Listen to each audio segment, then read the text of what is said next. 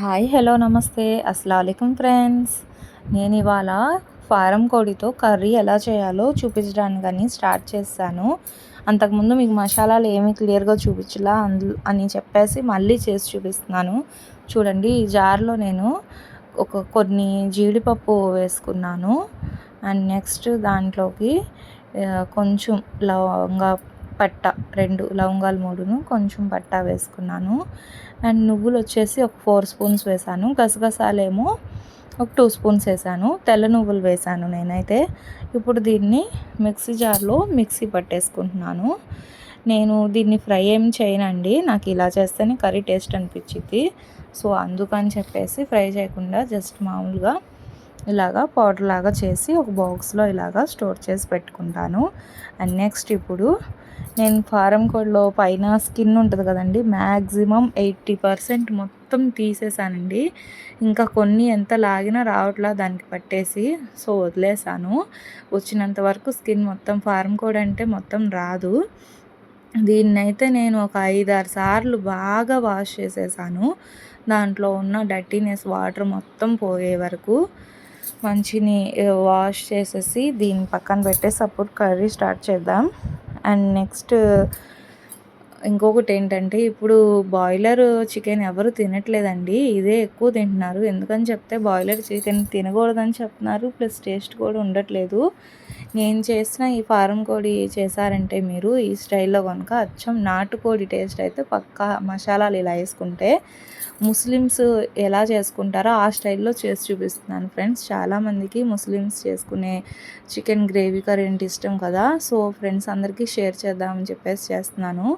ఇప్పుడు ఫారం కోడిలో ఇవి ఏమంటారు, గుడ్లు లాగా వస్తాయి కదండి, దాన్ని కూడా పడేయకుండా లివరు అవన్నీ ఉంటాయి కదండి, సో వాటిని నేను ఏం చేస్తానంటే ఇలాగే నీట్గా దీన్ని కూడా ఒక 4-5 సార్లు బాగా వాష్ చేసేసి దీంట్లో ఏమేమి వేయాలో వేసేసి అన్నీ స్టవ్ మీద ఒకేసారి పెట్టేసి బాయిల్ చేసి అప్పుడు ఫ్రై చేస్తాను. చాలా బాగుంటుందండి, పిల్లలు అయితే చాలా ఇష్టంగా తింటారు. దీన్ని చాలామంది పడేస్తారు, పడేయాల్సిన అవసరం లేదు. చూడండి, కారం వేస్తున్నాను ఒక స్పూన్ అంతా. అండ్ నెక్స్ట్ దీంట్లో కొద్దిగా సాల్ట్ ఒక 1/2 స్పూను, అండ్ కొద్దిగా పసుపు ఒక 1/2 స్పూన్ అంతా. వీటిని బాగా చేత్తో ఇలా కలిపేయాలి. కలిపేసి దీంట్లో కొద్దిగా వాటర్ వేద్దామండి. ఇప్పుడు వాటర్ వేసి ఇప్పుడు స్టవ్ ఆన్ చేసేద్దామండి. స్టవ్ ఆన్ చేసి మీడియం ఫ్లేమ్లో పెట్టేసి వాటర్ మొత్తం డ్రై అయిపోవాలండి. దీంట్లో ఉన్న వాటర్ మొత్తం డ్రై అయిపోతే అది బాయిల్ అయిపోయి చక్కగా మనకి ఒక 60% కుక్ అయిపోయింది. అప్పుడు నెక్స్ట్ ప్రాసెస్ చూద్దాం. ఇప్పుడు చికెన్ కర్రీకి ఒక కుక్కర్ తీసుకుని నేను ఒక 5-6 వరకు స్పూన్స్ ఆయిల్ వేసానండి. వేరుశనగ నూనె వేసాను. దీంట్లో కంపల్సరీ వేరుశనగ నూనె వేయాలి, చాలా బాగుంటుంది టేస్ట్. మామూలు నూనెతో అయితే టేస్ట్ రాదండి. ఒక పెద్ద సైజు ఆనియన్ 2, పచ్చిమిర్చి ఒక 5, దీన్ని బాగా గోల్డెన్ షేడ్ వచ్చే వరకు ఫ్రై చేసుకోవాలి. ఇప్పుడు మనం మూత పెట్టేద్దాం. చూసారా, పక్కన ఇది అవుతుంది, హాఫ్ వరకు వాటర్ లాగేస్తుందండి. ఇంకా మిగతా వాటర్ కూడా లాగేస్తే అప్పుడు దీంట్లో ఆయిల్ వేసుకోవచ్చు. చికెన్ ఫ్రై కూడా అలాగే చేసుకోవచ్చండి, ముస్లిమ్స్ స్టైల్ అది. అండ్ ఇప్పుడు దీంట్లో అల్లం వెల్లుల్లి పేస్ట్, ఇది 2 kgs కదా చికెన్, అందుకని చెప్పేసి నేను 4 స్పూన్స్ వేస్తున్నాను. యాక్చువల్లీ 1.5 kg సరిపోయిద్ది. మార్నింగ్ బ్రేక్ఫాస్ట్లో కూడా చపాతీ చేసుకుందాం కదా, రెండిటికి పనికొచ్చిద్దని నేను ఈవినింగ్ చేస్తున్నాను. ఇది నైట్కి ప్లస్ మార్నింగ్కి పనికొస్తుంది. ప్లస్ ఇంకోటి ఏంటంటే, మసీద్లో మేము క్యారేజ్ ఇచ్చి పంపిద్దామని చెప్పేసి నమాజ్ చదివిస్తారు కదండి, వారికి వీక్లీ వన్స్ మేము భోజనం పంపించాలి. సో వెజ్ ఏం పంపిస్తానులే అని చెప్పేసి అందుకని చెప్పేసి నాన్ వెజ్ చేస్తున్నాను. అందుకని 2 kgs అండి. ఇది బాగా అల్లం వెల్లుల్లి పేస్ట్ ఫ్రై అయిపోయి స్మెల్ వస్తుంది. పసుపు కూడా వేసానండి. అండ్ నెక్స్ట్ ఇప్పుడు వాష్ చేసి పెట్టుకున్న చికెన్ మొత్తాన్ని కూడా మనం దీంట్లో వేసేసుకోవాలి. ఈ చికెన్ మొత్తాన్ని వేసేసి అడుగున్న మసాలాని మొత్తం పైకి కలిసేలాగా మొత్తం బాగా కలిపేయాలి. ఈ విధంగా మొత్తం కలిపేసి మీడియం ఫ్లేమ్లో పెట్టాలండి మనం ఒక 10 మినిట్స్. ఆ 10 మినిట్స్ తర్వాతే ఉప్పు వేయాలి. ముందే వేస్తే మాంసం ఉడకదు త్వరగా. చూడండి చక్కగా నేను ఏ విధంగా కలుపుతున్నానో మొత్తం అడుగున్న మసాలా మొత్తం పట్టేలాగా ముక్కలకి కలపాలి.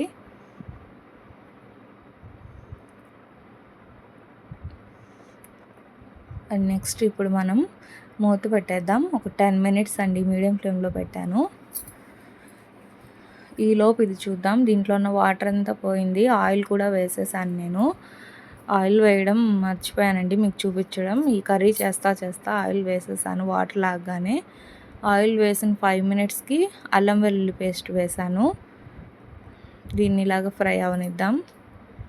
ఇప్పుడు 10 మినిట్స్ అయింది కదండి. దీంట్లో ఉప్పు వేస్తున్నాను నేను ఒక 2 స్పూన్స్ అంతా. తర్వాత రుచికి తగినంత మనం ఎలా తింటామో అలాగా, తక్కువైతే కర్రీ అయిపోయిన తర్వాత చూసి వేసుకుందాం. ప్రజెంట్ అయితే నేను 2 స్పూన్స్ వేసాను. మ్యాక్సిమం నీస్ కర్రీలో మనకి సాల్ట్నెస్ ఉంటుంది కదా మాంసంలో, తక్కువే పట్టిద్ది ఫ్రెండ్స్, చూసుకుని వేసుకోవాలి మనం. ఈ ఫారం కోడికి ఇంతేనండి. 10 నిమిషాలకి కలుపుకుంటా ఒక్కొక్కటి వేసేసుకుంటా రావాలి మనం, స్టెప్ బై స్టెప్గా. అలా వేసుకుంటూ ఉంటేనే కర్రీ బాగుంటుంది. ఇదిగోండి అల్లం వెల్లుల్లి పేస్ట్ 5 మినిట్స్ అయింది కదా. ఇప్పుడు దీంట్లో ధనియా పౌడర్ వేసాను ఒక 1/2 స్పూన్ అయితే. నెక్స్ట్ కొద్దిగా కొత్తిమీర వేసుకుందాం. Finally touching. ఇలా వేడిగా ఫ్రై చేసిస్తే మా బాబుకి చాలా ఇష్టం అండి. చాలా ఇష్టంగా తింటారు మా వారు మా బాబు ఇద్దరు కూడా. ఇప్పుడైతే దీన్ని వాళ్ళకి ఇచ్చేస్తాను నేను. కర్రీ అయ్యేలోపు, వంట అయ్యేలోపు ఇది తింటాను, ఎంజాయ్ చేస్తారు వాళ్ళు. ఇదిగోండి ఇప్పుడు దీంట్లో నేను పెరుగు వేస్తున్నాను. ఇంట్లో తోడుపెట్టి పెట్టుకున్న పెరుగు ఇది. చాలా టేస్టీగా ఉంటుంది కదా గేదె పాలది. సో అందుకని నేను అది వేసుకున్నాను. 4 స్పూన్స్ వరకు వేసానండి పెరుగు అయితే. గ్రేవీ చపాతీలోకి కావాలని చెప్పాను కదా, సో అందుకని 4 స్పూన్స్ వేసాను.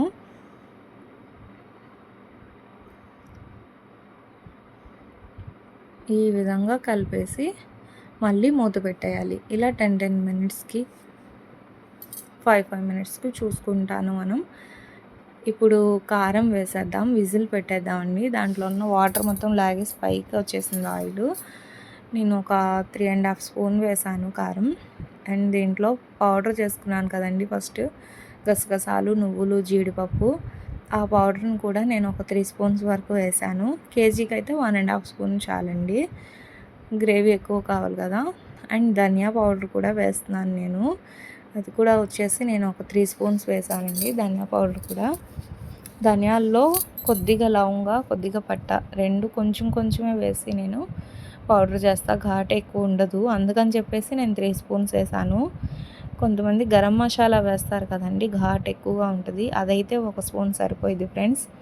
దాన్ని బట్టి చూసుకుని వేసుకోండి మీరు. ధనియా పౌడర్ ఘాటు తక్కువ అని చెప్పేసి నేను 3 స్పూన్స్ వేసాను. చూడండి దీంట్లో ఉన్న వాటర్ మొత్తం లాగేసింది.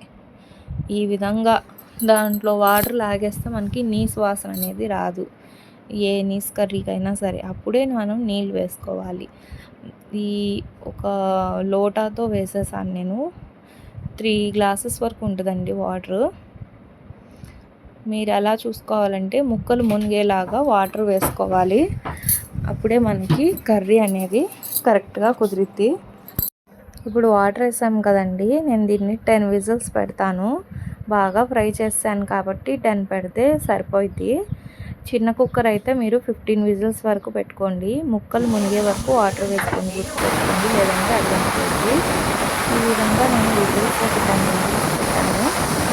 ప్రెషర్ పోయిన తర్వాత స్టవ్ ఆఫ్ చేసేసినప్పుడు, ప్రెషర్ పోయిన తర్వాత ఒకసారి తీసి చూపిస్తాను. నేను తీసి చూసానండి, పీసెస్ బాగా కుమిలిపోయినాయి, గట్టిగా లేదు. తినడానికి వీలయ్యే విధంగా చక్కగా మొత్తం కుమిలిపోయినాయి. చాలా టేస్టీగా ఉందండి.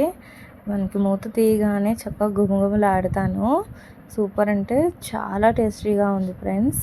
ఇది చపాతీలోకైనా, రైస్లోకైనా, దోశల్లోకైనా, దేంట్లోకైనా బాగుంటుంది.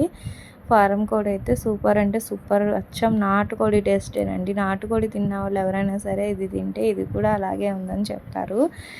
బాయిలర్ కన్నా ఇది అసలు చాలా బెస్ట్ అండి, 100% చెప్తున్నాను కదా. మా వారికైతే నేను టేస్ట్ చూపించాను, చాలా బాగా కుదిరింది కర్రీ, అన్నీ కరెక్ట్గా సరిపోయినాయి అన్నారు. నేను మెజర్మెంట్స్ చెప్పిన విధంగా చేసుకొని మీకు డౌటే లేదు ఫ్రెండ్స్, చక్కగా బాగుంటుంది టేస్టీగా. ఓకే ఫ్రెండ్స్, అయితే నేను చేసిన కర్రీ నచ్చినట్టయితే లైక్ చేయండి. అల్లా హాఫీస్ ఫ్రెండ్స్.